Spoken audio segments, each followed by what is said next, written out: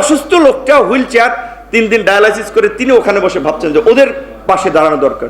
তো এইটা শুধুমাত্র আমাদের পাশে দাঁড়িয়েছেন, ছাত্রদের পাশে বা এই 2-3 বছরে এমনটা না, তার পুরো জীবনটাই এই রকমের ভাবেই তিনি পরিচালিত করেছেন, যেই কারণেই আজকে আমরা বলছি যে তিনি ব্যক্তি থেকে একটা প্রতিষ্ঠানে পরিণত হয়েছেন, যেই কারণে আজকে বিএনপির বড় বড় নেতা থেকে শুরু করে মুক্তিযোদ্ধা, বাম দল, ডান দল, আমরা সবাই মিলে তাকে স্মরণ করছি এবং তার শূন্যতা খুব গভীরভাবে ফিল করছি।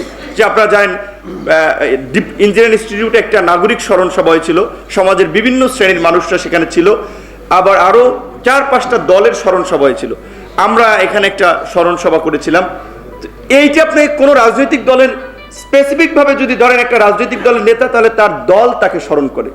ইভেন আমরা যদি আমাদের মুক্তিযুদ্ধের অবিসংবাদিত নেতা শেখ মুজিবুর রহমান সাহেব, আমাদের জাতির পিতা শেখ মুজিবুর রহমান সাহেবের কথাও বলি, তাকে আমরা রেসপেক্ট করি মন থেকে, কিন্তু আওয়ামী লীগের অত্যাচার, নির্যাতন এবং আওয়ামী লীগ যেভাবে এককভাবে একজন ব্যক্তিকে সবকিছুর ঊর্ধ্বে স্থাপন করতে চায়, এই কারণে আওয়ামী লীগের বাইরে ভিন্ন মতের মানুষ বঙ্গবন্ধুকে নিয়ে কোনো অনুষ্ঠান কিংবা আলাপ আলোচনা করে না। এই কারণে যে, কারণ এটা করা মানে আওয়ামী লীগের এই অত্যাচার, নির্যাতনকে আরো শক্তিশালী করা, এই ফাঁসিবাদকে আরো জায়েজ করা।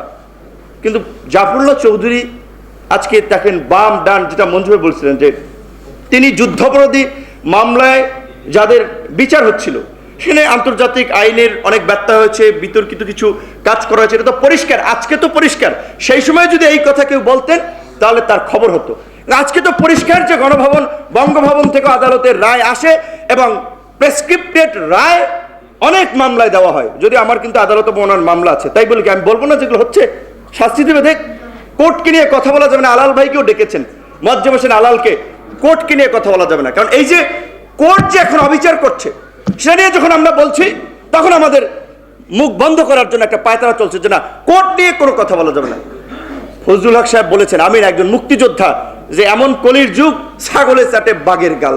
ফজলুল হক সাহেব বলেছেন, অযোগ্য লোকের আজকে, ফজলুর রহমান ভাই, এই অযোগ্য লোকের আজকে বিভিন্ন পদে বসে আছেন, যেই কারণে আজকে আমাদের এই দুরবস্থা। তো সেই সময় জাফরুল্লাহ চৌধুরী আমাদের কি বলবেন, তিনি মানুষের সাথে সংযোগ তৈরি করার জন্য, নেতৃত্ব দেওয়ার জন্য, কানেক্টিভিটির জন্য, কিছু করার জন্য এত একটা স্পিরিটেড মানুষ ছিলেন, আমরা হারিয়েছি। আল্লাহ তাকে ব্যস্ত নসিব করুক, তার পরিবারের প্রতি আল্লাহ রহমত নাজিল করুক। এবং একটা কথা আমি বলবো এখানকার আমাদের অনেককে একটু বলার জন্য, যে দেখেন, আমরা সুস্থ মানুষ, অনেকে অসুস্থতা, কত কষ্ট করে মারা যায়, কত ভোগান্তি।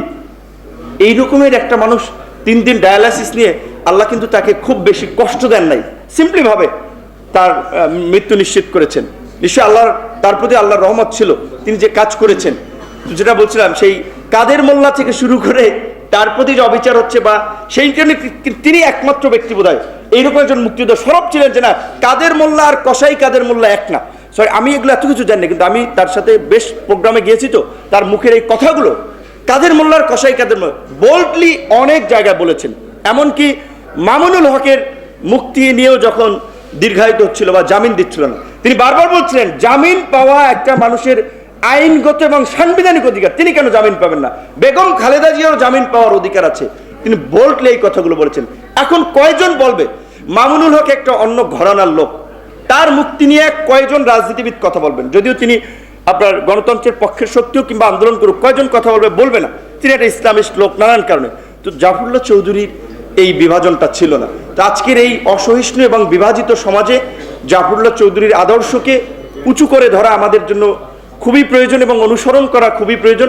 আমরা তাকে সম্মান করব, তার আদর্শকে ধারণ করে আমরাও নিজেদেরকে গড়ে তোলার চেষ্টা করব। এবং আমি বলেছিলাম যে আজকে বিচ্ছিন্নভাবে এই স্মরণ সভা, অনেকগুলো সমাবেশ হয়েছে, ভবিষ্যতে জাফরুল্লাহ চৌধুরীর জীবন কর্মের উপরে বিস্তর আলাপ আলোচনা যেন করা যায় এবং ভবিষ্যৎ প্রজন্ম যেন জানে এই রকমের একটা সাদা মনের প্রকৃত মানুষ ছিল, তার সম্পর্কে আমাদের জানাতে হবে। সেই ব্যবস্থা, সেই প্ল্যান, পরিকল্পনা আমাদের দরকার। আমাদের জায়গা থেকে তো আমরা আজীবন যতদিন বেঁচে আছি এটা তো স্মরণ করতে হবে, অস্তিত্বের সাথে তিনি জড়িয়ে গেছেন। সবাই ভালো থাকবেন।